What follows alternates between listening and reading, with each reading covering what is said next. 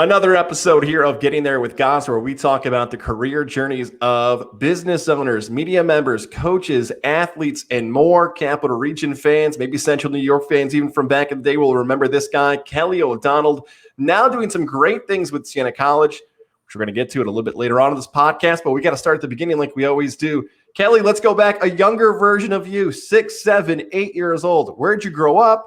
What'd you want to be as a kid? And was it the same dream job you wanted when you were 18 years old? Yeah, absolutely. Thanks for having me, guys. Excited to be here. And so if we're going to go back to when I was 7, 8, 9 years old, then I'm taking you back to 1980s, late 80s, Southern Indiana. I grew up in Evansville, Indiana. And so what I wanted to be, well, Don Mattingly, because Don Mattingly was the hometown hero of Evansville, Indiana. And people always ask me, why are you a Yankees fan? You're from the Midwest. And so I tell them the story of my birthday, right around the exact period you're talking about. I was maybe 9 years old. So Mattingly's still playing. My birthday is in early February. So it's before he would report to spring training. And, these were Yankees teams. They're not very good, but Don Mattingly was the star of that team. And unfortunately, it doesn't look like his numbers ever going to get called to the Hall of Fame. But, man, he was a Hall of Famer for all of us growing up in Hoosier land back in the day. And he had started a restaurant, a sports bar in Evansville, where he's from, where I grew up, called Mattingly's 23. Mattingly's 23 was the place to go if you're a kid, you're into baseball. Of course, I'm playing Little League and everything else. First baseman on my Little League team. And so my parents said on my birthday that year, where do you want to go for your birthday? So we got to go to Mattingly's 23. So go to the restaurant, and on the way there, I remember it was my mom or dad said, you never know, maybe he'll be here tonight. And so we sit down, and all of a sudden, my mom says, turn around, there he is. He's walking into the dining room. And this place is amazing. There's memorabilia, of course, all over the wall of his career. And so why don't you go get his autograph? So I had a stack of, a handful of birthday cards I was going to open at my little birthday party, my parents and my brother. And so I grabbed the top one off of the stack, and I rush over, and Mr. Mattingly, will you sign it? And so he takes the card, and I hadn't even opened it yet, but it was a birthday card from my grandparents, and it said happy birthday Slugger on the front of the card. It was perfect, right? Because there's a mid and there's a ball and everything else. So he opens it up, and a $5 bill falls out, and he picks it up and he sticks it in his pocket, and he signs the card, hands it to me, turns around, he walks away. So I go back to the table, and I've got this crestfallen look on my face. My parents are like, what? What happened? And I said, well, he stole my birthday money. and of course, a minute later, he comes back to the table. He gives me the $5. He talks to my parents. He was awesome. And so in that moment, of course, I wanted to be a Major League Baseball player, and I wanted to play for the Yankees. But soon after that, the dream is shattered. And you realize you're not going to be a Major League Baseball player. In fact, I wasn't very good. So that dream was shattered a lot earlier for me than for a lot of sportscasters who find their way to the calling late. So I think it was by the time I was 12, I realized I better pivot, but I still want to be involved in sports. And that's where the dream started to get into sports broadcasting. It's amazing, and as sad as the end of that is, now I felt like you should have been playing for the Yankees and everything else, as great as that story is. But unfortunately, as you said, 12 years old is when it ends. But when you're 18, you do have to select a college. And like you just mentioned, you still want to have sports at some type of background as your professional career. Take us through that situation when you get ready to graduate high school and your colleges you're looking at, and why eventually you choose the college that you do. Yeah, for sure. So, there was kind of another defining moment, I think, of my childhood that I remember back to. I was 12 years old in the summer games that year were in Barcelona. And I remember watching NBC's coverage and seeing Bob Costas anchor NBC's coverage of the Olympics like he did for so many Olympiads. And I was fascinated by his job, what he did, the way in which he would do his job in the profession, at large. And so I think that was kind of planted the seed of maybe I'd want to get into sports broadcasting. So Bob Costas went to Syracuse, and then there was another family friend of ours who was a handful of years older than me. His name's Anthony Calhoun, and he's a sports director at Gol-Tv in Indianapolis. And he went to Syracuse. And so while I was in high school, he would come back home on breaks. And again, a family friend. So I would see him periodically when he was back from college. And he was talking up the virtues of Syracuse. And so this was somebody who I very much looked up to and was a mentor in my life. So he went to Syracuse, and of course, he talked up Bob Costas, and I knew that Bob had went there, and he was pivotal and kind of that lightning bolt moment that this is something I want to do. So that's really what pointed me towards Syracuse. And it's funny is I was a terrible baseball player, right? So we've covered that. I was actually pretty good at soccer, and I had an offer to play in college at Marion College in Indianapolis, which is where my dad went to school. And it was a tiny little, NAIA school, and but they were willing to put together a nice little academic athletic package where I wasn't gonna have to pay a whole lot of money to go there, if anything. But they didn't have a communications school, and so my parents, they sat me down and were like, we've got two options here. One is you get to go play soccer in college. Your dad went to school. You get to stay close to home. We don't have to pay any money. Sounds like a great opportunity, right? Or you could go all the way out to New York, pay a lot of money, and not play soccer. So I think they're pretty sure I'm going to go, through door number one. And I'm like, nah, see ya, I'm out. Went to Syracuse. And in that time when you go to Syracuse too, like that late 90s, early 2000s is a great time, not just for your broadcasting fellow colleagues, and we can touch on them if you want as well, but sports at Syracuse at that point. And you and I had to have this, we had this conversation before, and I think it's fun to share in the podcast in this forum too. Take us to a freshman Kelly who's rubbing shoulders, or I'll let you set it up with Donovan McNabb. Go ahead and talk about McNabb. Right. They were playing quarterback for the Orange Men at the time. Yeah, that's right. And so we had a good football team. I know for some people it's hard to imagine Syracuse with a good football team. We're a good football team. So this was fall of '98. And nationally ranked. And if we hadn't lost our season opener at home to Tennessee, this was the year after Peyton Manning graduated. Bogus pass interference, Kelly. A bogus pass interference. Don't get me started about it. Interference call. It's exactly right. That costs us that game and dashes our chances at a national championship. Right. T. Martin was the quarterback who replaced Peyton Manning on that Tennessee team. Anyways, I digress. So great football team. And I was a lifeguard throughout high school. It was my summer gig, making $5 an hour, working at a couple different public pools in southern Indiana. And so got on campus, and at my parents' suggestion, they said, why don't you see if the campus pool needs a lifeguard, you can make some money doing that. So I did. So I picked up a couple of shifts here and there just to make a little bit of money. And I had a regular shift, but the boss calls me one day and says, hey, I know you're not scheduled to work on, Saturday night from 8 to midnight, like an odd time that you would need a lifeguard at the pool during unscheduled hours. But we need somebody to cover this event. Can you do it? I can tell you guys, didn't have much of a social life my freshman year, fall semester. So I didn't have any plans that Saturday night. So I said, sure, I'll do it. It turned out it was essentially a party for the Black Student Union at Syracuse, whatever that affinity group is called at Syracuse. But it ended up being a lot of members of the football team, including Donovan McNabb, who him and a lot of his teammates were there. So it was that group of people, a lot of football players, a lot of upperclassmen. And it was this skinny little white kid freshman from Indiana. And so I was the only authority there. And by authority, I meant that as a lifeguard, it's my responsibility to make sure somebody doesn't get hurt, right? And if there were 3 other lifeguards there, maybe I could disappear into the background, but it was just me and my whistle. And so nobody else there, no other supervision of any kind. And players, people at the party, again, a lot of them football players, are doing backflips off the side, right into the shallow end, just things that it's like somebody could break their neck, legitimately somebody could get hurt. And then that's on my conscience, and I'm going to get kicked out of school. I can't imagine the thoughts that are going through my head as I'm watching this unfold, this really good football team that we have. So I'm like, what do I do? Do I blow my whistle and, admonish them like, hey, don't do that again. I saw you, no splashing.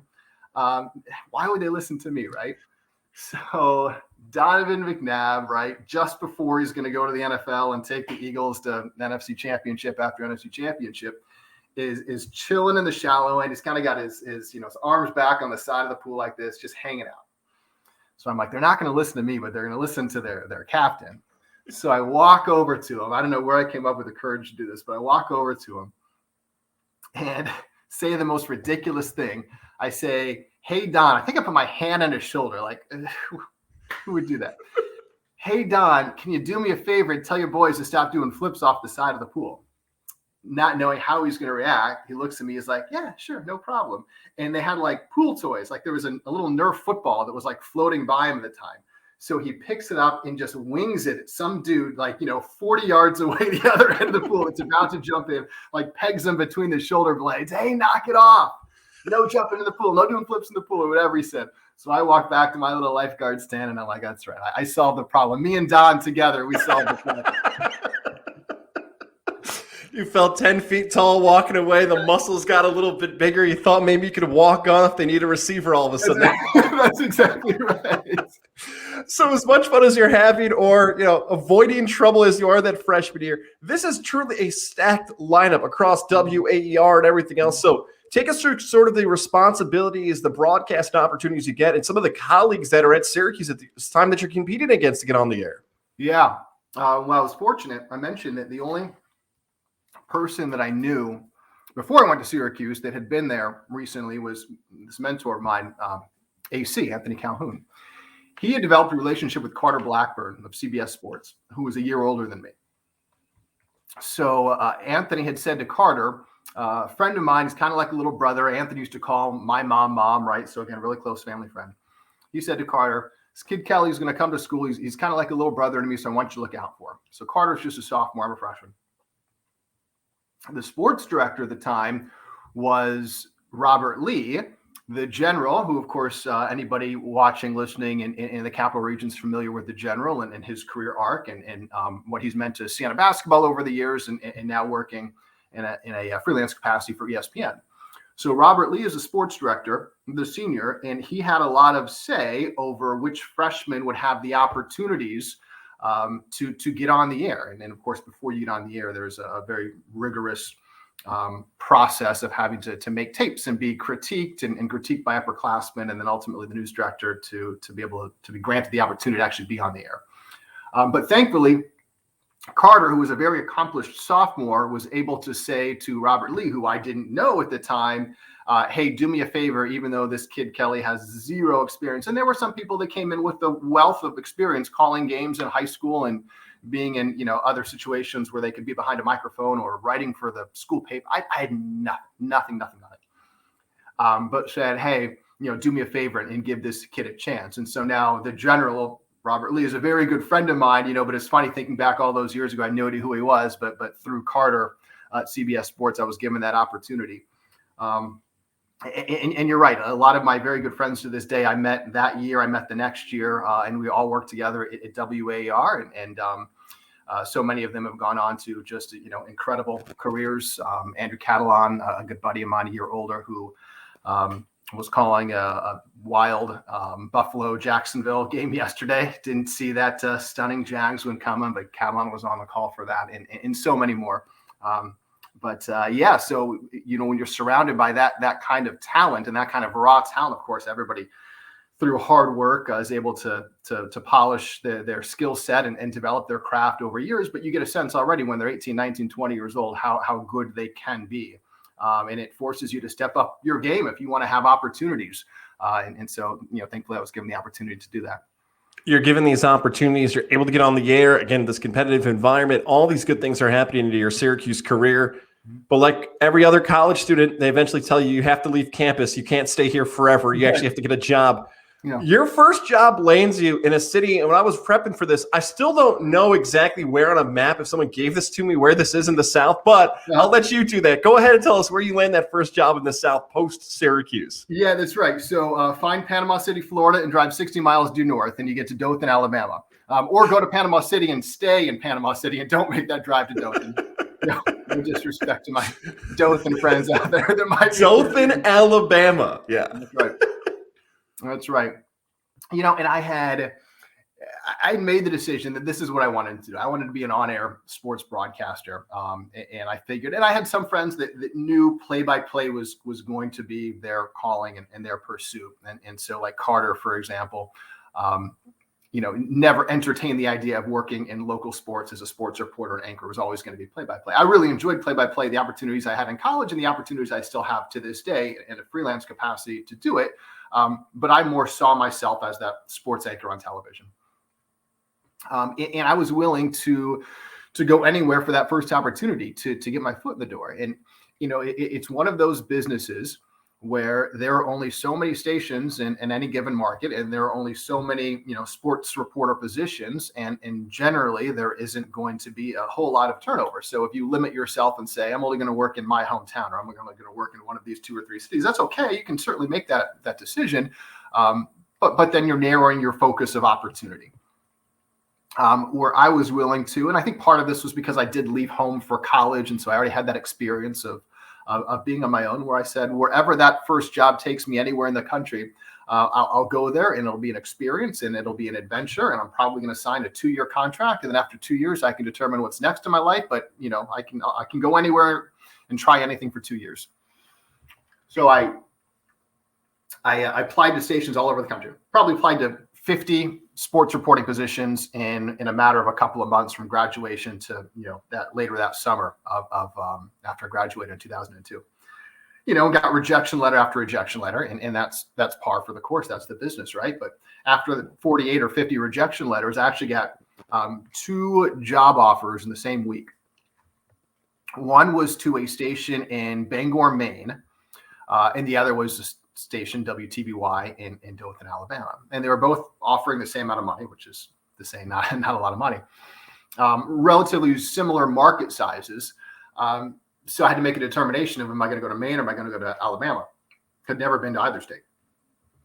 And ultimately what it came down to was I thought about what sports am I going to be covering in Bangor, Maine, versus what sports am I going to be covering in Dothan, Alabama. And during my job interview for the station in Dothan, they said, we'll send you to the Iron Bowl every year and you'll report live from the Iron Bowl. So I'm like, I have a chance to go to Tuscaloosa, right? Go to Auburn and actually be there on the field at Bryant-Denny Stadium, at Jordan-Hare Stadium.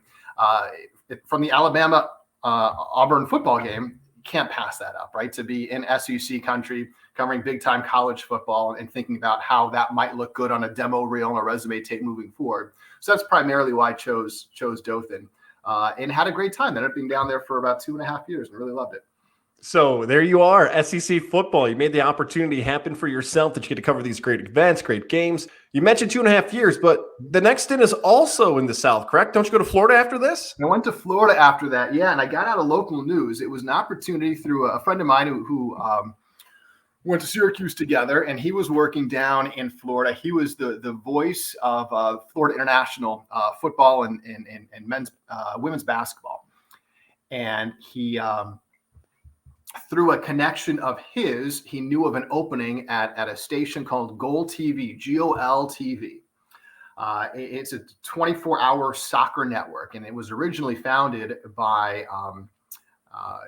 actually former soccer players, both in Argentina and Uruguay, who came to the States and recognized that there was this dearth of soccer coverage. And this was 2000. I started working there in 2005. The company actually was founded a few years before that. Soccer is taking off in popularity in the United States, but there wasn't 24-hour soccer on TV. So they created this network that originally was Spanish only. It would be on like a premium sports tier direct TV package, and it was Spanish only. And they decided that they wanted to create the dual signal where they could also be broadcasting in English. And so then they had to hire some talent to broadcast these soccer matches and host some of these shows. And again, as I mentioned earlier, my background was in soccer. My friend knew that. So we said, let me connect you with my guy who's doing a lot of play-by-play down there and see if he'd be the right fit. And so I go down there and interview, and it's wild because, as I mentioned, originally it was a Spanish-speaking only or Spanish broadcasting only station. So everybody who worked there, Spanish was their first language. Some of them also spoke English and some of them did not. So it was a wild culture shock going into that newsroom. And it was something completely different. And I loved it. And so it was the opportunity to be broadcasting soccer matches primarily. But then also they said part of the job would be sending me to soccer matches across the country and sometimes the world. I went to Germany and covered some matches. And then report back on it and host this weekly show called American Soccer that I hosted with a guy named Phil Shane and a guy named Ray Hudson, who has a passionate following. For any soccer junkie out there probably knows who Ray Hudson is. He played in the English Premier League and then coached in Major League Soccer for a while, and now he's a broadcaster. So I took that job and it was really cool. So I go from the tiny little affiliate in Dothan to now being on a national network, right? So a cable network. So it can be seen coast to coast only by uber diehard soccer fans, but still a really cool opportunity. And like I said, in addition to doing play-by-play, and I would do some matches where I'd be covering like a team called Luis Angel Firpo in like El Salvador or América de Cali in Colombia, like, somewhat obscure to the average American sports fan games. But then also I called, once I did the Clásico from Spain, so Real Madrid and Barcelona, like major international soccer matches that I got to do play-by-play for. In addition to many, many trips where I traveled to where the U.S. men's national team was playing or women's national team was playing, and talk to the players and get to put stories together. It's a lot of fun. I hope Gol-Tv understands this is a compliment more than me trying to be disrespectful. It's way ahead of its time. Yeah. Like Kelly, you mentioned it's the mid-2000s. If Right. Gol-Tv had launched exactly what you're talking about, international coverage of soccer matches from the country, from the U.S. to all that's basically ESPN Plus now. That's basically Right. Fox Sports and NBC. And Right. they were just, and that's, it goes for any job, but especially sports and especially sports broadcasting. It's about timing. Yeah. Imagine that's 10 years later. That's probably your career right now. And you're the face of international soccer. Right. No, you're exactly right. And there were times that even in that moment, 15 years ago, when I had that thought that I can't believe I'm the one in this seat right now. Right. I was just some kid playing high school soccer in Evansville, Indiana, and now I'm the authority on, who Bruce Arena is going to start at left fullback, for their next World Cup qualifier. Which was bizarre. And I'll tell you one of my favorite stories from when I was working down there. I in the lead up to the 2006 World Cup, the U.S. men's team is going through the hexagonal phase of qualifying, the final round of qualifying through CONCACAF in order to be one of the representatives from North and Central America to compete in the World Cup. And back in 2005, 2006, not every game was just readily available on demand the way it would be now, right? And so these international match dates would be a couple of days apart where there'd be this, as soccer fans know, a break in the international calendar where teams are excused from their club team to go represent their country. And there might be a game on, a Saturday and then a game the following Wednesday, and then they've got to report back to, Borussia Dortmund in Germany or whoever they're playing for. So the U.S. plays a qualifier somewhere in Central America. Let's say it was in Guatemala. And then they were flying from Guatemala back to the United States because a couple of days later, they had another qualifier in wherever they were playing domestically, in Columbus, we'll say. And they were connecting in Miami, right? So they were in Guatemala, they're connecting in Miami, then they're continuing on to, say, Columbus for that next qualifier. And I get a call to the station from an assistant coach on the U.S. men's national team. And he says, we're going to be in Miami. We need game footage of the team that we're playing next, because yesterday Panama played Mexico and we want to be able to scout that game on our flight from Miami to Columbus. We don't have that footage, right? But we want to be able to scout them on the plane. So when we land that next day, we can start preparing for them. Can you, because Gol-Tv had access to the broadcast of that game in Panama or whatever it was, can you get me like a copy of that game? So I dub off a copy of their next opponent, meet the U.S. men's national team at customs in Miami as they're coming through. So Landon, Donovan, they're all walking by me. And I'd interviewed those guys before, but again, I'm there with them to grab their bags. They're walking by me. I see the coach. I hand him the tape and he says, "Thank you. You've done a great service to your country." And then they continue.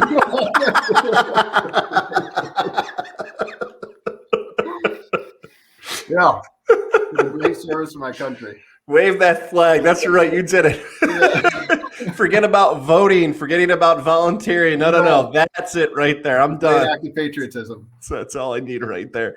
So this is amazing when you think about it. Looking back from the year 2021 to this now, is that all these opportunities are happening. People are not giving this station and this operation enough credit. And hopefully the legacy of Gol-Tv is understood more now in the future than it was when it was going on at that point. Yeah. So as well as things are going for you, you're carving out a career. I feel as if there's a shift now that's coming for you where this is the opportunity that leads you to New York, back to New York here for CBS6 in Albany. Yeah, no, it's exactly right. So there are a couple of things. One, as much as I enjoyed my time at Miami and covering soccer, I was starting to get a little burned out on it too. And I wanted to get back to the position that I was in before, where I was kind of covering a variety of sports. And part of that too is that the show American Soccer that I hosted was going off of the air. So I was going to continue doing play-by-play for soccer, but I wasn't going to have that show. And that's the show that sent me around the world with the men's national team. And so that was going to be a miss. So I decided I wanted to see if there was a way to transition back into the local sports scene. Mentioned Andrew Catalan, my friend Andrew, who at the time was the weekend sports anchor in Albany at WNYT, the NBC affiliate. He knew that the weekend position at Channel 6, CBS6, had just opened up, and he knew that I was looking for a job. So he reached out to Doug Sherman, who was a sports director at Channel 6 at the time and a Syracuse graduate, and said, my buddy Kelly is going to reach out to you. He's interested in the job. And so I did. So I talked to Doug and we had a great conversation and that led to an opportunity in Albany. So, I started in Albany the first week of November in 2008. And so people always are stunned to hear that I left Miami for Albany in November. at least show up in the spring rather than in November. Yeah. So when you head over to CBS6 Albany, the team is just you, Doug. There's one more person there, correct? As well as a three-person squad. At the time, it was just the two of us. Wow. Yeah. We had a guy who would fill in from time to time to help us out, but for the most part, it was just me and Doug. Yeah. So your tenure here at Albany, we see that you're covering teams in the Capital Region, Albany, Siena, and more. But like we see a lot of times in sports anchoring, somebody who you're working with is offered a great opportunity. Take us through what happens next with the shift of Doug and how it changes your life and your career going forward after that at CBS6. Yeah, for sure. So, Doug had been working for a long time at ESPN doing freelance, primarily basketball, college basketball. And he was a rising star at college basketball for ESPN. And it always felt like it was just a matter of time before he got an opportunity to leave CBS and work at ESPN full time. And eventually that opportunity comes along. And so when he left, Channel 6 approached me about taking over and becoming the sports director. Now at that time, guys, we'd expanded from a 2-person department to a 4-person department because we started doing the Upstate Sports Edge, which you were a frequent contributor on. And we always appreciated you coming on and filling some time for us. And so that was an opportunity where I could go from kind of the number 2 position at the station, right, and move up and be the sports director and manage that department, which is honestly something that I thought that I wanted to do. And anticipating Doug leaving, thought that was going to be the next career move for me. So Doug leaves, and I'm talking to station management, and they wanted me to sign a lengthy contract to do his job. So they offered me his job, and we went through the terms of the contract, and they wanted me to sign a 5-year deal. And as I considered that, do I want to lock myself into the next 5 years in this particular position? Or is this a time in my career when I want to explore other options? And honestly, I was very close to signing that contract, very close, a day away from signing that contract in truthfulness. But before I did, a friend of mine who works at Siena said there was an opportunity here in our communications office where you could work as an administrator for the college. You could teach journalism classes, something I'd been doing for a while, but it was an opportunity for an expanded role. Broadcast the Siena games and continue to explore other freelance opportunities where if I was at CBS, and understandably so, they only want you doing, on the air for them, right? So the opportunity to do any other broadcasting was very, very limited in scope.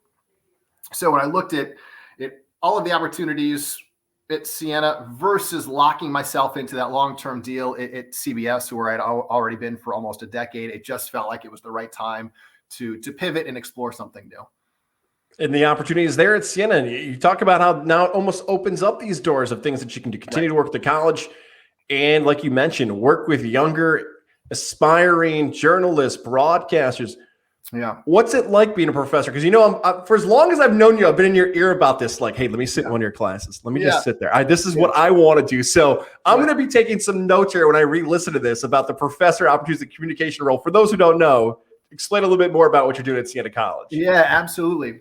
So, and my day job, if you will, as an administrator, I'm an assistant vice president for communications and public affairs, and that covers a wide range of responsibilities, but primarily all of them related to representing and shaping the voice of the college and the message of the college to internal and external audiences. And I tell my students all the time, because that's essentially working on behalf of the college as an in-house public relations specialist.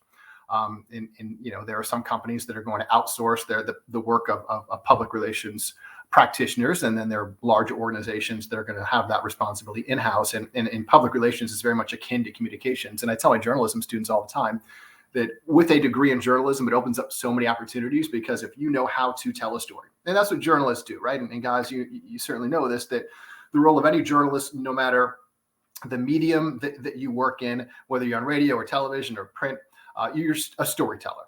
And if you can connect with an audience, understand what the audience wants, find an angle to that story that resonates with that audience, and then they're going to continue to watch and continue to listen, continue to read your column, you can be successful. So if you learn that as a journalist or as a journalism student, you can take those skills and you can apply them to so many other sectors within the large communications industry.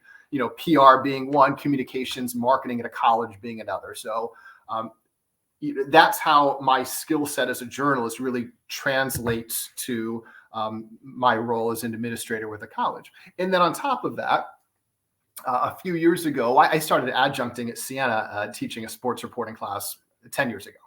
A few years ago, though, the college decided to make the investment to turn a journalism minor into a communications major. And with that, they launched a series of tracks. So you can specialize in news journalism, political communications, digital marketing, but the fourth track is sports communications, which is great. So, if you want to get into communications, and specifically like me back in the day, you want to do sports broadcasting, there is a major design specifically for that. So I was working at the college, and I was really in a position to kind of help grow that from the moment that it launched. And it's fantastic. It really is. I like being in the classroom with students who are passionate for communications, for sports broadcasting, and be able to, teach them leaning on my experiences within the business, and help them get to where they want to go. And it's fun for me when I get that call or that email or that text that, hey, I just, landed my first job. So it's great. It does feel like you're making a difference, which is cool.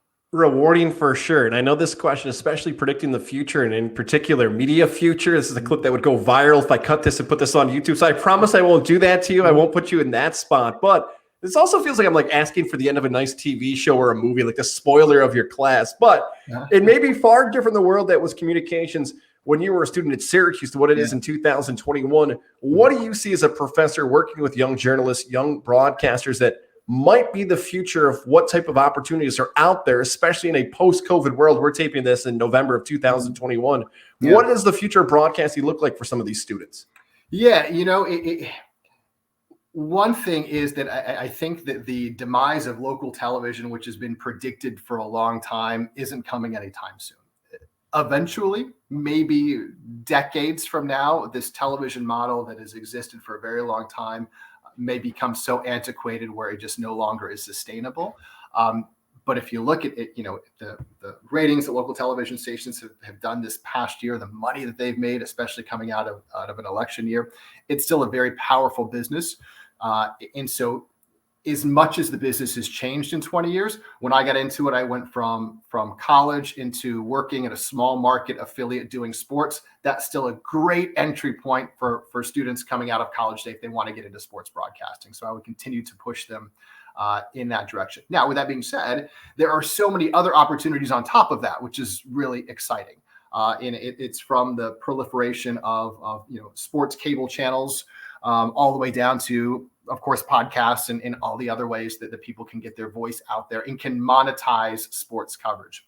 So that's what's really exciting. Well, some of the legacy opportunities that we've known over the years are starting to disappear or not be as attractive or as lucrative or whatever it might be. Those opportunities still exist, but so do all these other opportunities. And there are more and more ways that you can piece together a career, right? It used to be that you would have one job, and that was your 9-to-5 job, or in broadcasting, that was your 3 p.m. to midnight job, right? Which is a common shift in sports broadcasting because sports happen at night, right? But now there's so many ways where you can pick up a play-by-play opportunity over here, and you can do this, online column for this company over here, and then you can pick up a paycheck here. It's not for the faint of heart, right? But there are so many ways that you can get involved and you can piece together a living, just because there's this, saturation in a positive way for consuming sports. And in my first lecture that I always give in my sports reporting class is the reason that old model that I described before still works, even though, hear about people cutting the cord and not watching, local television as much because they're getting their entertainment on Netflix and they don't need their cable subscription and everything else. That model still works because people still want to consume live sports, right? Yes, you can get your scripted television. You can be an 18-year-old college student. You've just discovered Friends for the first time. You're binging on Friends. You're not watching new shows today.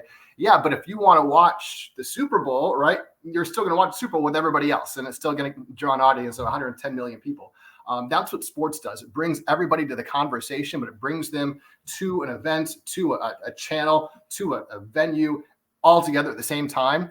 And people want to make money off of that, right, in whatever way that they can, because it's still bringing these audiences together. So journalism itself is fine, but sports reporting, sports broadcasting, sports journalism in particular is actually in a really good place right now. That's very good to hear. It's very more encouraging than discouraging. There's been so many discouraging things over the last 18 to 20 months, especially for young students, whether they're in high school or just starting their college careers, or it can become very easy to be discouraged. Hopefully people heard that message right there from you and continue to be encouraged by the future of whatever it might be. So we mentioned we're taping this in November, and by the time this goes live on podcasts, Apple, Spotify, YouTube, Siena's already going to tip off game 1 of this season. So I'm not going to ask you to preview anything Siena-wise. I'm not going to ask you to do any high school stuff, but I think the best thing to do is this. Let's talk about the best advice you can offer play-by-play broadcasters, because although you're doing a role at Siena where we're talking communications and professor, your freelance opportunities have given you that chance to continue to be a part of Siena broadcast and local high school broadcast. And we'll make sure you plug that right after I'm done setting up this question. But best advice for those young broadcasters who are looking to do play-by-play. And I'll give you a compliment too. I think a high school broadcasts are far harder to do than NFL and NBA broadcasts, because everyone knows Mahomes. Everyone knows Aaron Rodgers. The storylines make themselves. If you know what I'm talking about, then go ahead with the easy compliment I set you up for the high school stuff. Best advice for broadcasting games. Well, thank you. Yeah, no, I had an opportunity to call some Spectrum News 1 high school football game of the week. And you're right. The information is not as readily available when you're trying to track down, how many rushing yards did so-and-so, they accumulated this season. You can't go to, ESPN.com and find it out in 2 seconds. And I'll kind of use that anecdote to answer your question. So what do I have to do in that situation? I've got to track down the high school coach, and I've got to reach out to him, and I got to schedule a call, and I've got to make sure that I'm preparing for that game as if I was preparing for an NFL game, because that's how you can separate yourself. Number one is you need reps, you need opportunities, and you don't have to be getting paid for those opportunities. The first thing I ever did in broadcasting, I was covering high school football games for a tiny little radio station in upstate New York, maybe making $25 a game, right? But it wasn't about the money. It was about taking a tape recorder, right? Because this is before we can be recording, on our phone or anything else, but taking an actual tape recorder, the physical tape, and hitting record and holding it up to my mouth and describing the action as I saw it, and learning how to do the job, and then finding somebody that I trusted, that I respected in the business to critique me, and then go out and do it again. So that's how I was spending a lot of my Friday nights. I mean, I mentioned earlier, I didn't have much of a social life, and it didn't improve when I decided I was going to spend all my Friday nights at high school football games.